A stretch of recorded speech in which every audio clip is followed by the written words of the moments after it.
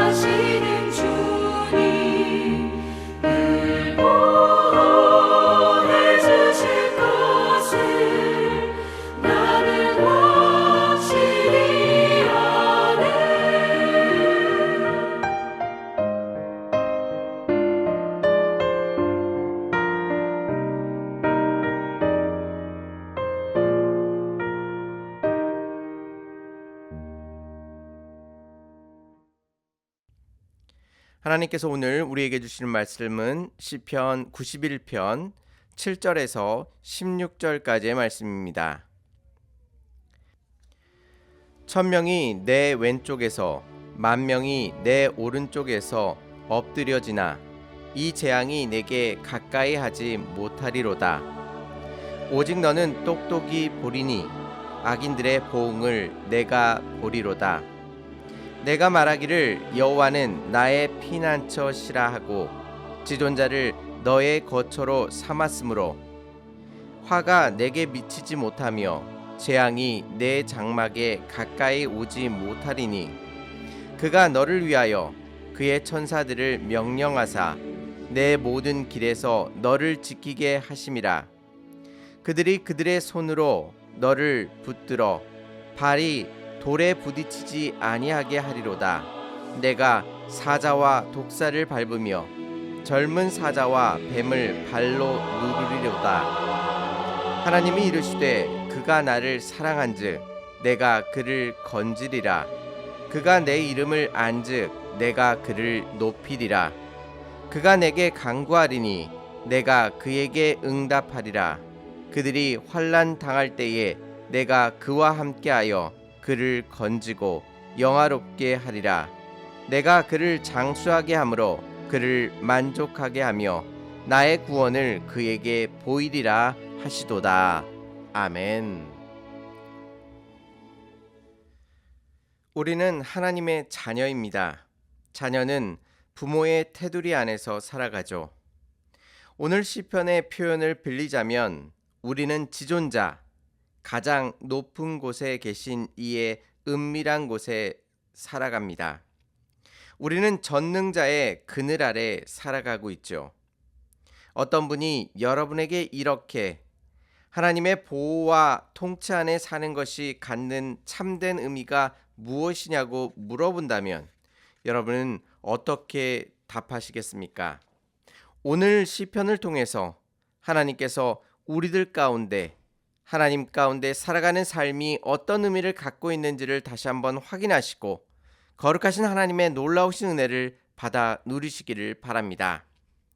오늘 시편을 잘 살펴보시면 시인 당사자의 고백은 2절 말씀밖에는 없습니다. 2절 말씀에 나는 여호와를 향하여 말하기를 그는 나의 피난처요 나의 요새요 내가 의뢰하는 하나님이라 라고 시인은 고백합니다. 시인은 여호와 하나님 아래 사는 삶이 가져오는 고백을 우리에게 보여줍니다. 하나님은 그의 피난처가 되십니다. 하나님은 나의 요새가 되십니다. 하나님은 내가 의뢰할 하나님이십니다. 라고 고백하는 것이죠. 이것이 시인이 하나님의 통치 안에서 살아가면서 얻게 된 신앙의 고백입니다. 시인은 지금 고난과 환난과 재앙 속에서 살아가는 이에게 하나님의 통치 안에서 사는 것이 의미하는 바를 자세히 설명하면서 결국 너도 이렇게 고백하게 될 것이라고 말하고 있는 것입니다. 지금 시인의 말을 듣고 있는 이는 심한 고통 속에 신음하고 있습니다. 그를 새로 비유하였는데요. 3절 말씀에서 새 사냥꾼의 올무라는 표현이 나오고 5절 말씀에서는 낮에 날아드는 화살이라고 언급하고 있습니다. 여러분이 새라면 이 상황 속에서 어떠할까요? 사냥꾼이 올무를 여러 곳에 설치해 놓았습니다. 여러분이 새여서 조금이라도 잘못 움직인다면 올무를 건드리게 되고 그 자리에서 생명을 잃게 될 것입니다. 또한 화살은 어떠할까요? 안전하다고 생각하고 하늘로 힘차게 오르는 순간 어느 방향에서 화살이 날아올지 모릅니다. 화살에 맞는다면 순식간에 생명을 잃을 수밖에 없습니다. 이러한 상황이라면 여러분은 살아가실 수 있으시겠습니까? 시인에게 그런 그에게 이렇게 하나님을 소개하고 있습니다. 4절 말씀에 그가 너를 그의 깃으로 덮으시리니 내가 그의 날개 아래에 피하리로다. 그의 진실함은 방패와 송방패가 되시나니 라고 말씀하십니다. 하나님께서 그의 깃으로 그를 덮어주십니다. 결국 그는 그의 날개 아래 피하게 되는 것이지요. 그것은 세상의 어느 곳보다 안전한 곳입니다. 하지만 화살이 날아오게 된다면 어떻게 될까요? 그의 날개가 상처를 입고 생명이 위험해질 수도 있습니다. 그럼에도 불구하고 하나님께서 그 희생을 치르더라 할지라도 하나님께서 그의 날개로 그를 감싸 주실 것임을 말씀해 주십니다. 동시에 하나님은 무기력한 분이 아니십니다. 그의 진실함은 방패와 송방패가 되신다 말씀하십니다.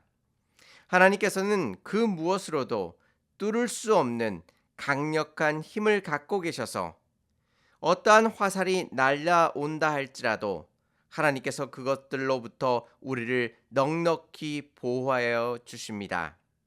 정리하자면 하나님께서는 치명적인 상처를 감수한다 할지라도 우리를 보호해 주실 만큼 우리를 사랑하여 주시고 긍휼히 여겨 주십니다.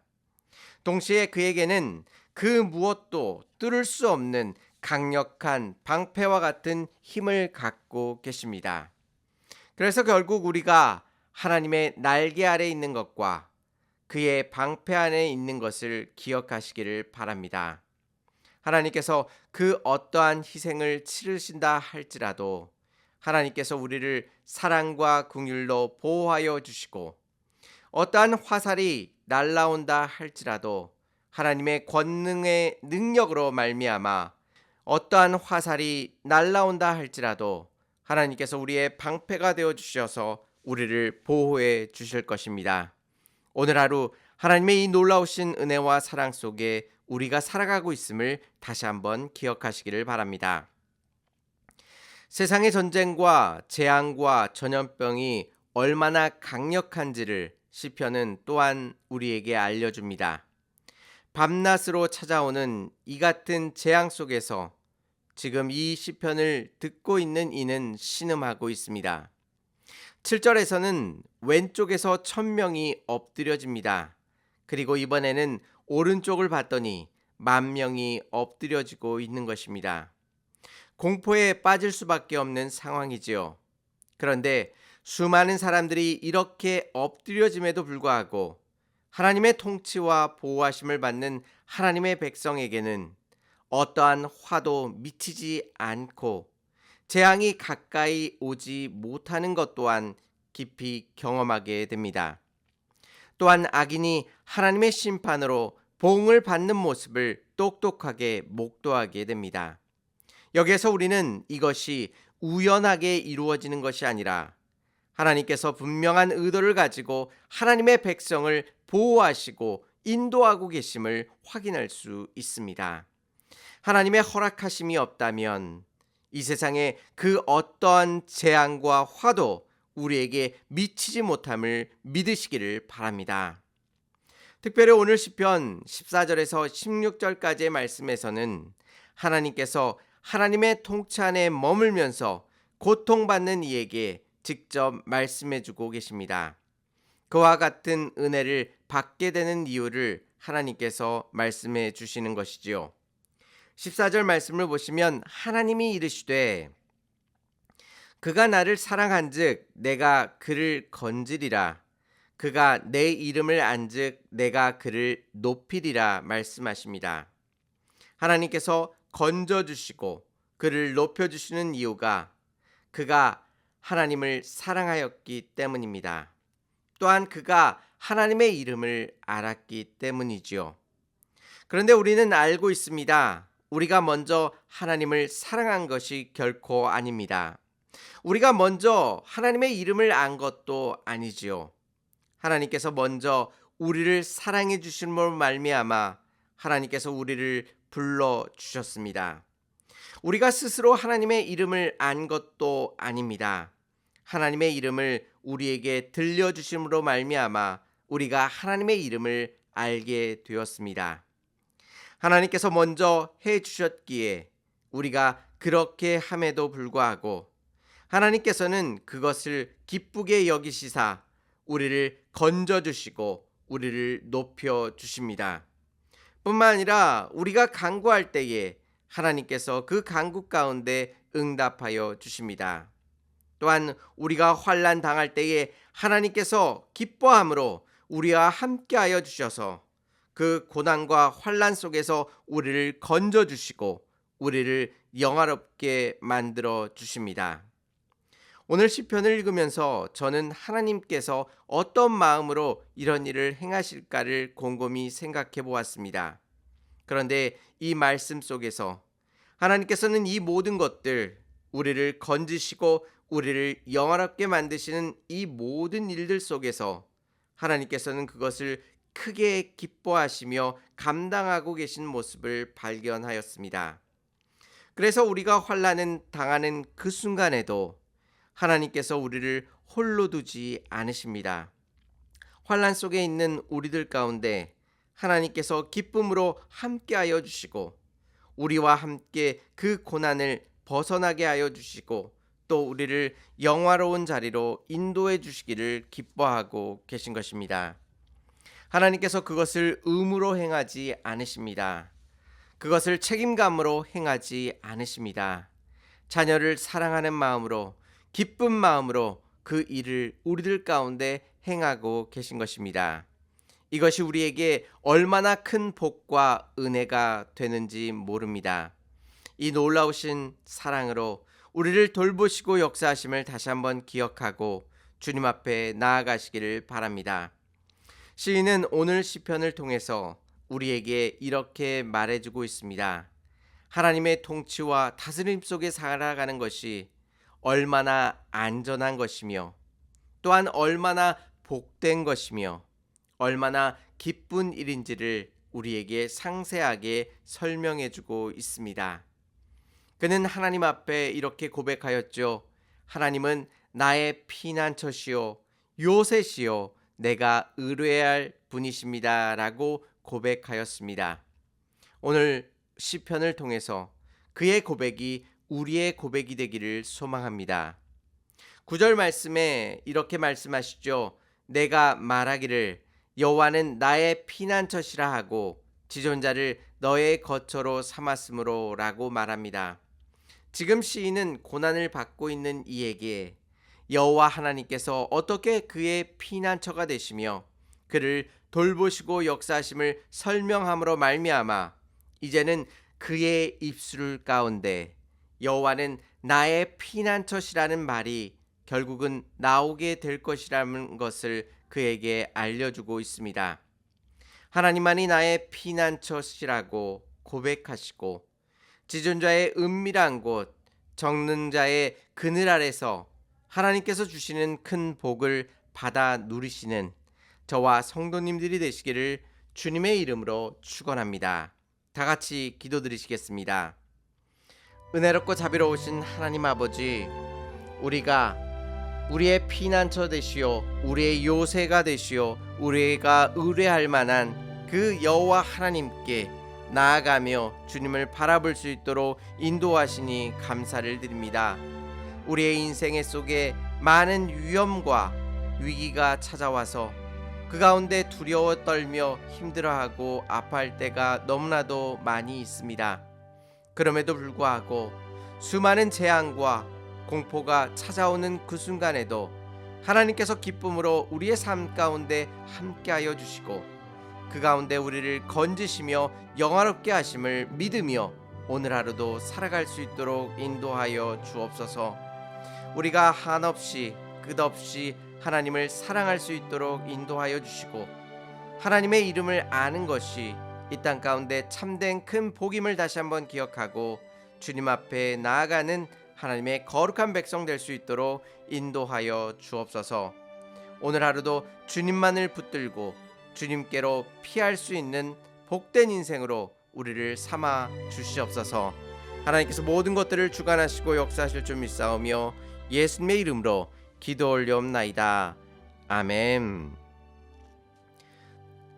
전쟁과 재앙과 화 속에서 신음하는 이 세상 속에서 우리의 유일한 피난처가 되시는 하나님만을 붙들고 오늘 하루도 승리하시기를 바랍니다. 감사합니다.